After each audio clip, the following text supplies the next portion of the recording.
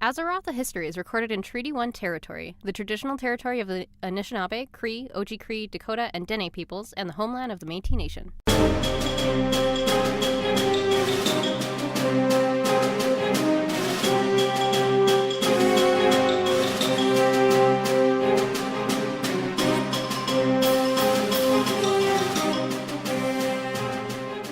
Welcome to Azeroth, a History, a look into the history of Azeroth and how it pertains to the world of Warcraft today.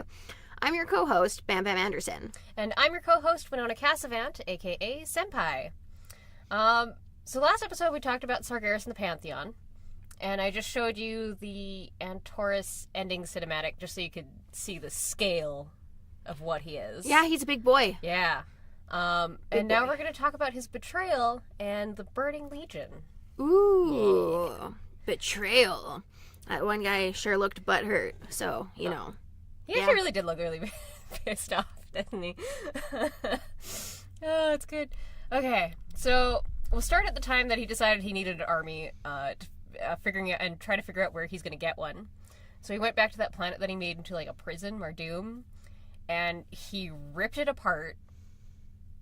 Okay, so wait, no, hang on. I can't read my notes. Cut. Okay, so he went back to Mardoom, which is the planet he created as a prison for the demons, and it was like all bloated and twisted with like all the fell energy from yeah. Oh, it's oh my god, that sounds like an actual prison. Bloated. Worst. Maybe not here, but in the States for sure, I would say. Yeah. Oh, definitely. Yeah, and then this is eons of him just like throwing demons in there, just like lots of demons. Just like cram them in. Just yeah, just one more. You know, and I'm sure I could get one more in there. You probably could get a lot more. I'll in just there. spit on it a bit. Olive oil. No, legit coconut oil. Coconut oil. Demons and coconut oil. I think I just wrote my band name.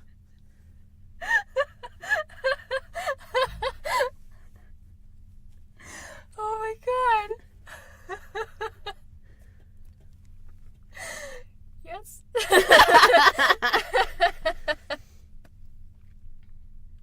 I need a minute. Oh, I kind of want to like check the ticker. How long did it take for me to get you laughing so hard you needed a minute? We're at 2 minutes and 35 yes! seconds of recording. I am the master. Oh, it's good. Okay. So he shattered it. I'm trying to move on so hard. Shattered what? He shattered the planet. He did not shard the planet. He shattered the planet. Aha! Oh my god.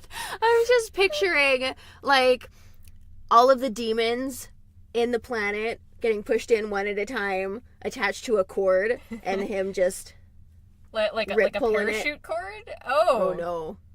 Like anal beads. Okay, yeah. Maybe. It doesn't say how he did it, just that he shattered the world. I mean, I feel like getting infinitely long demon butt plug anal bead situation whoofed out of your ass all at once would probably shatter you. I mean, it also did create an explosion of the fell energy, so... If fell energy is shit, I believe it. Oh, God. This mental image brought to you by Bam Bam. This is a very scat-related episode. Hey now, why you gotta bring sex into it? We're just talking about anal beads. I didn't say sex, I just said poop. Oh, man. So in the explosion, the energy actually twisted himself, and then it actually filled him with so much hatred, and then that's what actually made him all, like, fiery and angry and bigger. And I think that's where he got the horns. Ooh. There's nice. Another cinematic a little bit earlier on that we see him without horns, and I don't know if he just didn't have them yet. Maybe it's like a Lady Gaga situation where they're just like prosthetics. It's a style choice. Maybe, but like I feel like that might have also just been like an avatar of like him putting his like best foot forward. Maybe Lie soup. Maybe, yeah. I would not put it past Sargeras. I really wouldn't. So he also split the boundary between the Nether and the Great Dark in the process, and it created a burning maw of emerald fire as a reminder of his betrayal. A burning maw of emerald fire. Yeah. Lots of green. Is this green. where we go to have emerald dreams? No. That's on Azeroth. That's like another layer of Lots of The Emerald Dream is very confusing to me, okay? I'm not a druid. I'm gonna have to You play just gotta tap in more than once. You gotta puff and then pass and give yourself a minute to just really tune in.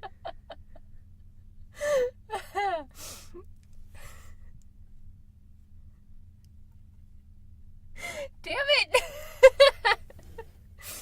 I'm enjoying this, don't get me wrong. Alright, so then what he did was he basically took the demons, he imbued the ones that agreed to follow him with his power, and then it granted them intelligence, and it made them bigger. Swole. Pretty much. And then, so he gave him a choice, like, join him or die. Because he actually knows how to actually kill demons at this point. It's not like... Not fake dead. Yeah, not real, like, I'm just gonna send you back there, and then you're gonna come back later. No, it's, you dead. Dead. Dirt nap. Mm-hmm. Yeah, so most of them join him. Some rally around a dreadlord named Ulf... Oh my god, I can't say his name. Ulthalesh. And then... I did mention him there. Checks out. Yep. And then, so he forged a felsteel scythe from the fire of Mardoom and used it to harvest the souls of the rebellious demons, trapping them in the new prison. And then Ulthalesh was the last to be devoured, and then he actually put that demon into the scythe, and then named the scythe after him. That's kind of hardcore. Yeah, right? That comes back later. I mean...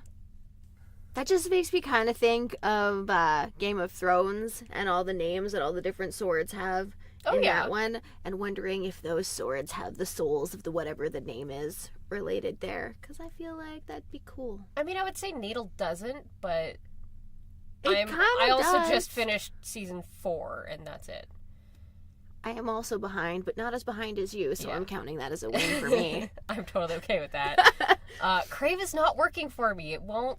Like, when I try and log in... I hated it. I tried it once when I was in BC on our TV out there, and like the formatting of it was just such a fucking pain in the ass. I didn't even watch it. Absolutely. And, like, but on the phone, because what I do is I put it on my phone, and then I cast it to my TV, because I Chromecast. But it's not logging in on my phone. Lame.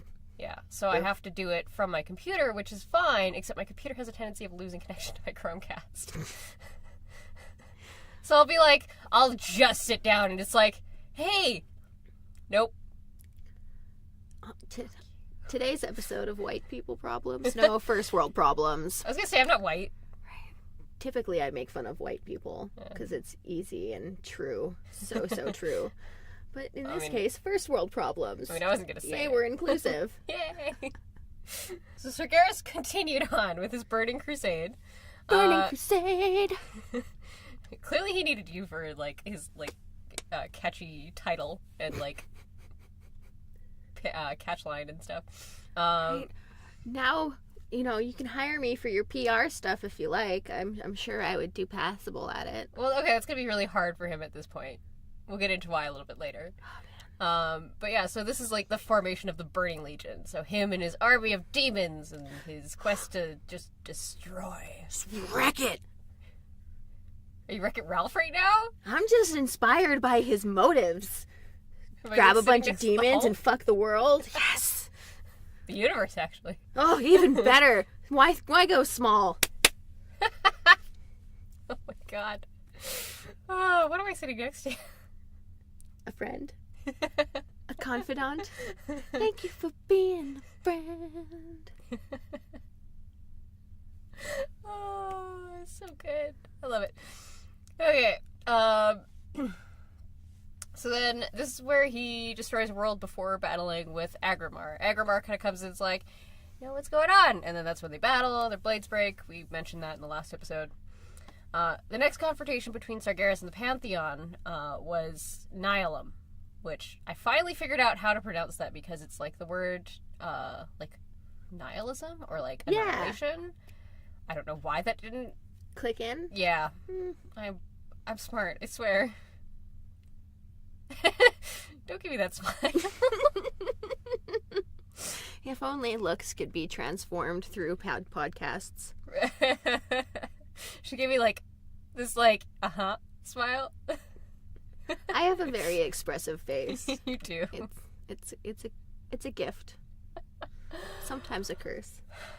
Yeah, maybe a little bit. My opinions are very salient. Not good at poker, guys, in case you're wondering. So what you're saying is play lots of poker with you. Let's do it! Alright, so this is where Sargeras thinks he's beaten the Pantheon for good. He's, like, essentially destroyed them, but this is when Norgana does his super creepy, or not creepy, but, like, super sneaky, like, I just saved everybody, bitch. Saves the day, and their spirit's gonna go out, and, yeah. So that's 25,000 years ago. Oh, so, snap. Yeah. At least as far as I could tell on the timeline, figuring out that timeline of Warcraft is a little hard. It's a little difficult. Yeah, you know, like, it's kind of hard to carbon date a video game. Well, and there's, like, an unofficial timeline that I went through for a whole bunch of stuff, and I think I've figured out where Blizzard might have us right now. Regardless, it's a very long time ago. Olden days. Yeah. So a lot of his army was decimated in the Battle of Nihilum. I don't know if the demons were able to come back after that. Regardless, they were out of commission for a bit. And, I mean, they're legions of demons. Like, just endless numbers. That's a lot. Yeah, lots. Sargeras realized while his demons were bloodthirsty, they weren't exactly very strategic. While they did get intelligence from the Fel energy... Brute type. Yeah, they still weren't smart enough. So he needed help directing his army. So this is when he found Argus, which is another planet with a world soul. And he found the Eridar. Here's something that's a little weird about the Eridar. Because they split into kind of two sort of factions. Or, well, actually three, but one's not important to today. One is the Draenei, and then one is the Manari, as they say in their language. Okay. I don't know what's the actual name of the race before that.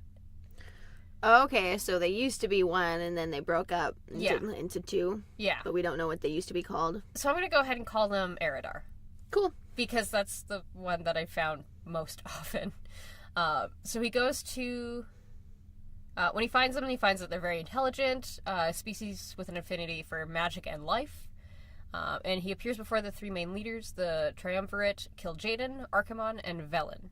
And he kind of makes them an offer of like, hey, I'll give you untold powers, and then you get to help me and do my shit. Yeah. That's a pretty classic deal. Yep. You know? And he does Tit it for like tat. Yeah, and he does it under the guise of like, we're going to make the universe a better place. Doesn't really tell them like, oh, he's a politician. Let's make the universe great again. Why did you have to do that to me? Damn it.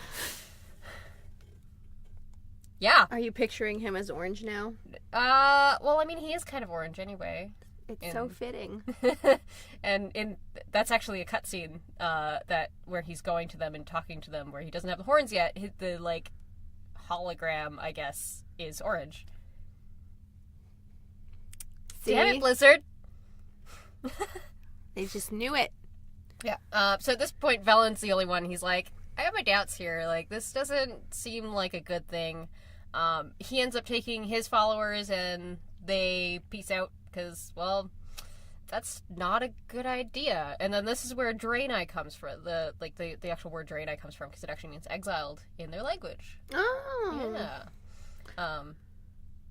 That's kind of sad to base your whole identity off the fact that you were exiled. I'm sure they could have picked something better. I mean, and it wasn't even, like, forced exiled. It was like, no, we're not cool with this. Right? We're just gonna... Is that even exile? exile? Over there. It's, like, voluntary exile? Right? I don't know. We need a thesaurus or a dictionary in this bitch. Clearly, we did not plan ahead. And then the rest of the Eridar got warped into demons, and then the Draenei refer to them as Manari, which means unnatural beings. So that's why I'm thinking that Eridar is the right name for them. Yeah, okay. Kil'jaeden was named the Deceiver. He was made to recruit the darkest races in the universe. And Archimonde, named the Defiler, would lead the armies into battle. That's a little rapey. Oh, there's a lot more to his story that we're not going to touch on today because it has to do with a lot with other things. But, yeah. I mean, you don't get a name like the Defiler without it, working. That's why, like, Vlad was called the Impaler. Yep. You know why? Because he sure did heckin' like impaling people. Oh, man, I wish I could, like, properly... My friend had basically Vlad the Impaler, and he had the greatest fucking pun to go with it, and I feel so sad that I can't convey it now, and it was so funny. Shit, it was like a penis pun too. It was so funny. I'll impale her, if you know what I mean. Kind of, yeah. Like, except it was just everybody. And then about 10,000 years ago, Sargeras finally learned where Azeroth was in the universe. He could actually sense the power of the Well of Eternity and the Highborn that were wielding magic and, like, doing, like, their experiments. And he called to Xavius, her, and Queen Ashara. Xavius is her, like, counselor dude, and he's the one who, like, realized, like, hey, there's this big-ass, powerful dude on the other side of this thing. Hey, Queen, you wanna, like, take a look at this? Yeah. And then they started worshiping him as a god, and he used subtle mental manipulation on them. I don't know how far this went with Ashara. I want to get into more of her story another time, just because she's very... Hers is also very complicated, but she's super fucking powerful. I like a powerful, complicated woman. Yeah. And then, like, to the point where one of... I don't believe... Oh, yeah, I did. Okay. Manaroth is, like, sent to oversee everything on Azeroth. When he actually sees her, he can tell that she's powerful, and he figures that Archimonde and Kil'jaeden might be able to give her a run for his money, but I think only Sargeras could, like, actually outpower her. Wow. That's how powerful she is. Oh, snap. Yeah, and everybody loved her. I, for one, really want to hit her and kill her. I have since I read the books, and that was in, like, 2007. Oh, my. That's a slow burn. Oh, yeah. It's like seriously 12 years that I've been like, I really want to beat her. I want to take her down. She ended up making a deal that he would share this power and knowledge to be able to come through the portal, and then she wanted them to get married. She wanted to be his consort because he's like the only being that she's like, all right, this guy's worthy. I don't know if she's necessarily that full of herself because of how powerful she is. We'll get into her story another day because it's long. Sweet. Yeah. Look forward to that episode, guys. Yeah. I'm sure I'll have all kinds of feministy things to say. Oh, probably. You'll love the Night Elves, I think. So he sent Archimonde and Manaroth through, and he wasn't able to actually go through himself just because the portal wasn't strong enough, but he still got a lot done in that time. Xavius ended up getting turned into a satyr. There's a little bit more into his story, too. I love satyrs. I'm sure it's not the same meaning in this world as it is in ours, but, you know. Well, no, it is. Like, they're, like, kind of goat legs. Oh, yay! Yeah, and then, like, our world would be human, but in this world they're elves. Yeah. Well, that's just lovely. Yeah. They have dicks in your world, too? Because they've definitely got dicks in our world. I'm sure they do. They don't use them. Well, then they only look like satyrs. They're hidden. This is a teen-rated game, man. Secret dicks. This is a teen-rated game. Teens have dicks. Yeah, but you're not allowed to show that to teens. In video games. That's ESRB. That's not me. And then he also gave Illidan the dark magic, burning out his eyes and covering him in arcane tattoos. And we'll get into more of Illidan's story later, too. Because his is also very long. Yeah. That'll probably be along with Ashara, too. Just because it's all Night Elf history. It'll be a good one. Yeah. And then finally, when it was, like, he was kind of getting ready to come through, the Night Elves, Cenarius, Alexstrasza's dragons, they all rebelled against the Highborn, and were like, guys, like, you gotta fucking stop doing this. And the battle destroyed the Well of Eternity, because of so much magical power between the Twisting Nether and Azeroth, the Well imploded. Massive amounts of the continent sank, and then, like, everything else got kind of thrown out, too, which is kind of where we get our current map and our current continents. Okay. And then that's where it also left the Maelstrom, and then this became known as the Sundering. Ooh. Yeah. So yeah, like that, like the well kind of imploded, and then everything else got kind of like thrown away. Yeah. Oh, man. Wouldn't that be cool if that's what happened here? But it was just all slow, natural, totally scientifically explainable shit. Lame. I mean, this wasn't explainable by science. This was magic. That's what I mean. Yeah. Ours was normal. That one's cool. Oh, okay. There's a lot of death, though, involved in it. Okay. People die every day. That's true. Anyways, but yeah, this was his first, like, real defeat, but it wouldn't stop him from trying again. Most of the rest of the story is largely tied into other characters and events, though, so we'll kind of touch on everything as we go along through the episodes. Ooh-hoo-hoo. Because, yeah. Sargeras is a busy dude. Just fucking everybody up. Oh, yeah.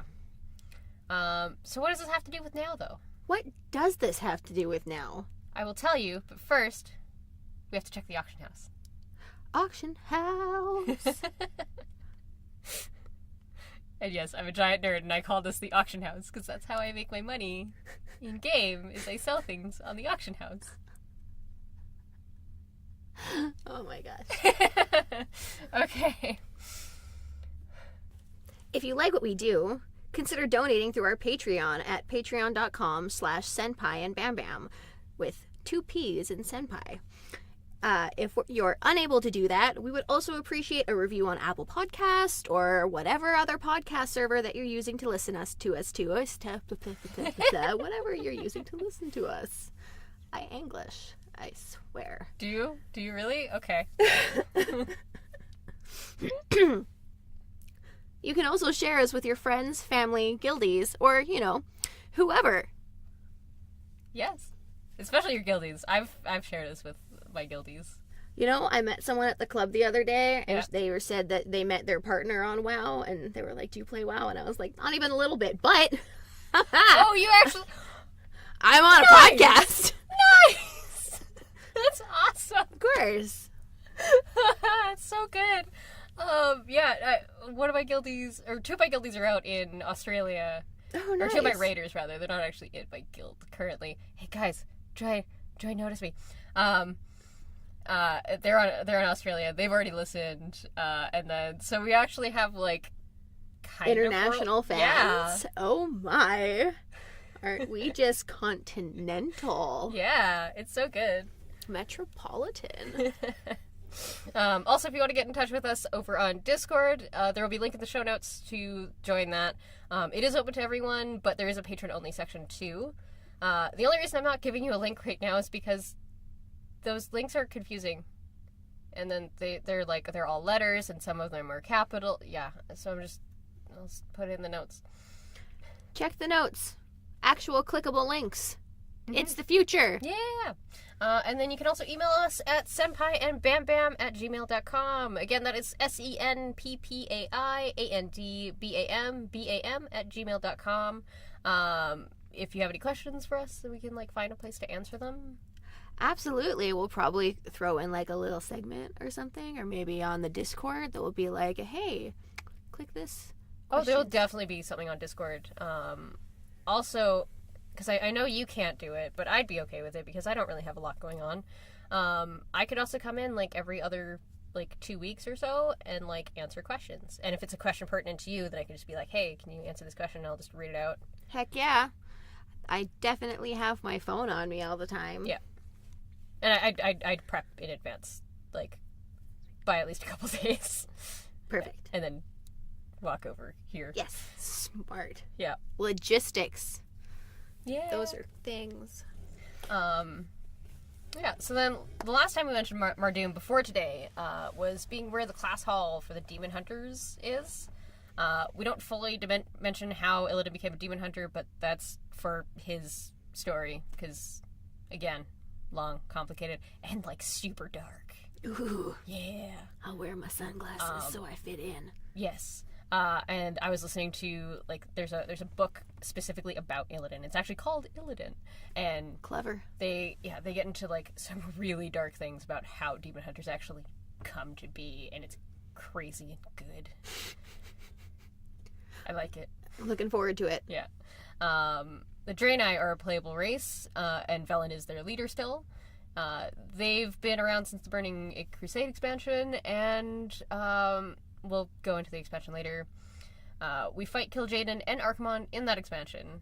We fight Kil'jaeden again in Legion, because again, he's a demon. He comes back. Archimonde, I don't remember seeing back yet. I just got a Robert Munch song in my head, or Fred Penner. Is it Fred Penner? It's totally Fred Penner. What is it? The demon came back the very next day. That's going to be a very local joke. Which is totally fine with me. I'm going to get all of my guildies into international fans, please, if you care at all about songs written for children that aren't shitty, check out Fred Penner. Absolutely. You know what was weird? It's a local treasure. You know what was weird is a few years ago, oh god, this is like, probably like 5 years ago, 5-6 years ago now, he actually did a concert at the King's Head. Really? Yeah. That's amazing. I went. It was so surreal to be like in a place where you drink, listening to songs from your childhood. I wasn't drinking that night because I had to drive, but like, still, it was like a surreal ambiance, feeling. Right? That's pretty amazing. I unfortunately have never actually seen him in person. Sad face. That's sad. It was pretty fun. I'm jealous. Yeah. I'm sorry. I think you were in BC at the time. It's possible. Yeah. I remember seeing things about Fred Penner and being like, why am I here in this beautiful place? Yeah. So we fight Kil'jaeden and Archimonde. They both make a comeback during the alternate timeline for Warlords of Draenor. Comeback tour! Except not quite that cool. Not at all that cool. At all. New Kids on the Block comeback tour. And then Archimonde is only back in Legion as a recreation in the Emerald Nightmare. Go ahead. It just hurts me to hear it now. I'm like, such bad representation of the things that I love. I mean, yeah. In Legion, we do go to Argus, which is where he's kind of created his home base for his Legion. We see the recreations of him coming to the Triumvirate, Velen, Kil'jaeden, and Archimonde. That talked about that earlier. Yep. And start to form a picture of like what happened to that poor world. That is like a fucking mess. Huge mess, to say the least. It's like a 6-day bender haven't slept the entire time mess. I'd say maybe 2 weeks. It's bad. Ooh. I'll show you a picture after. That is messed up. Yeah.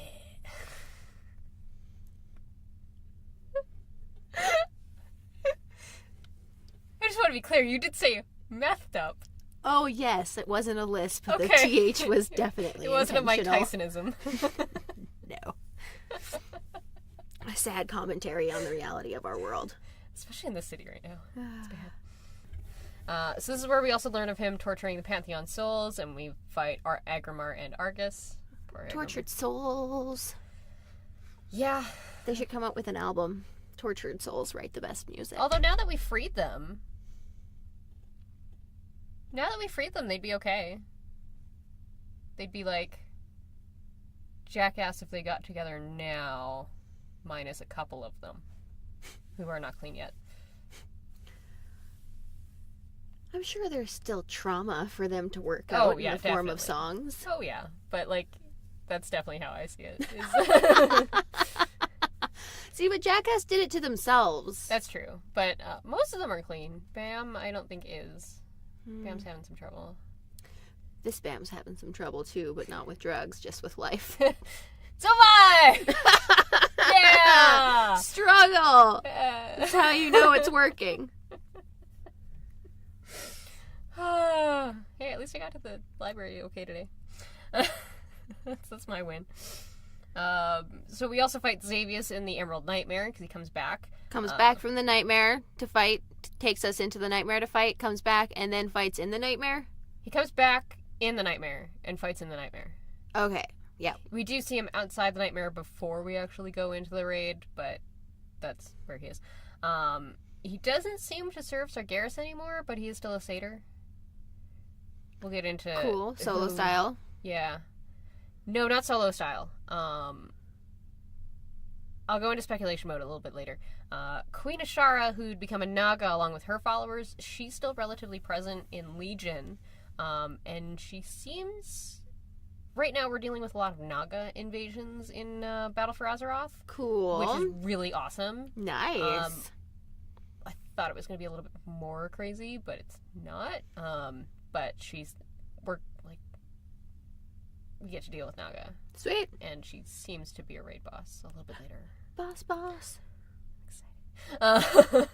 And then a lot of people involved in the Sundering are still around, including many of the dragons. Cenarius is still around because he's one of the wild gods. A lot of the night elves, who I haven't named on purpose because their stories are very long without dealing with this.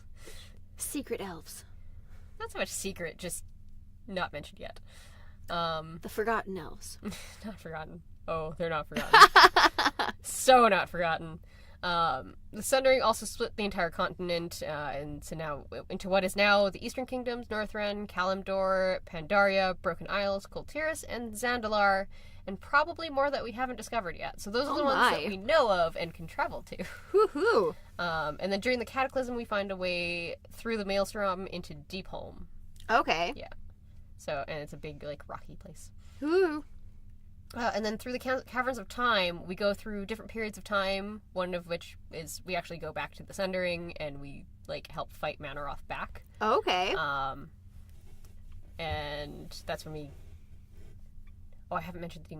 No, never mind. Okay. Ha! Ignore me. So yeah, one of the things we actually do see is the Sundering of the Well, and we fight Manaroth and help push him back through the portal that he came through. Mike. What? Oh god. Put that thing back where it came from, or so help me. Yes, Mike Wazowski. Warlocks get Uthalesh, the Deadwind Harvester, as an artifact weapon if their affliction spec. Ooh. Yeah. Oh. So that demon before, yeah, that's where he is. Oh. We get him if we're a warlock and affliction. Sweet. I'm not a warlock. Conditional. Yep. And then Illidan standing as the jailer over him as the Pantheon traps Sargeras. Traps that bitch in there good. Okay, now speculation mode for Xavius. I didn't actually write anything about this, but we're pretty sure that Ashara kind of made her deal to become a Naga with N'Zoth. That's what you see in the Warbingers cinematic that we got for her at the beginning of the expansion. Yeah, okay. So it's probably likely that N'Zoth went to Xavius too and was like, hey, so, you want to be powerful? Yeah. So I think that's where he got his powers, because he's all, black corrupted now instead of, green, and oh my god, his fight is fucking terrifying. Ooh. I went back in there because I'm like, I haven't actually done this raid before. So I went back in there and I'm just like, okay, how bad is this? I'm like, holy crap, I am scared. I would not want to be in here in person. The fear. The terror. It really is. Like, there's so much. And then onto my trivia. Trivia. So this is what I didn't mention last time because of how much I'm going to nerd out over it. I'm a dork. So Sargeras is based on Surtur from specifically Walter Simonson's take on Thor. Okay. Back when he did it.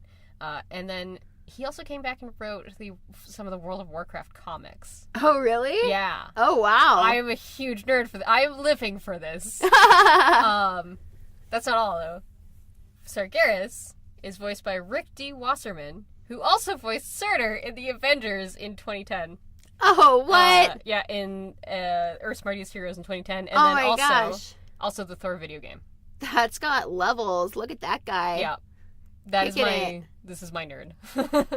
That's pretty cool. I'm reading this, I'm like, oh my god, this is awesome! So good. Like, you've got essentially the not really creator of Surtur, because I don't think he actually created Surtur, but his take on Surtur, and then he wrote for WoW later. Yeah. And then the same voice actor. Oh, yeah. Oh, it's so good. So many goods. Not the same one from the movie, though. That's another guy. The one from the movie is very pretty. Surtur? Oh, no, you're talking about Thor. No, Surtur is in Thor Ragnarok for a bit. He's voiced by a different dude, though. So he's not very important. Neat. Yeah. Cool. But yeah, that's our episode for today. That's a wrap. Kind of. Not quite. We would like to thank the Winnipeg Public Library. We record at the Millennium Library in their beautiful Idea Mill makerspace. Our intro and outro music is by Kevin MacLeod. You can find all of his work on his website, incompetech.com. That's INCOM as in mother, PETECH.com. Our wonderful artwork is by our good friend Ben Hoffer. His Instagram is Scorpiosoka7, SCORPIUSOKA7, if you would like to check out more of his work. And I'll have links for everything in the show notes, of course. Links on links on links. All the links. Not to be confused with Legend of Zelda.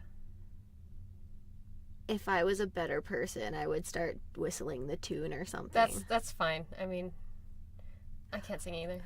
Ooh, I actually might know it because I have an electronic remake of it. Are you ready? Da da da da da da da da da da da da da. It's not the Legend of Zelda theme, but I still love it because that's one of my favorite fucking songs. Yeah!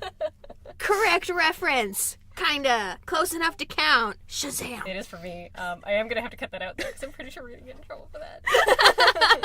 But I'm going to enjoy that when I listen to it later. But yeah, so that does it for today, and we'll notice you next time. Bye!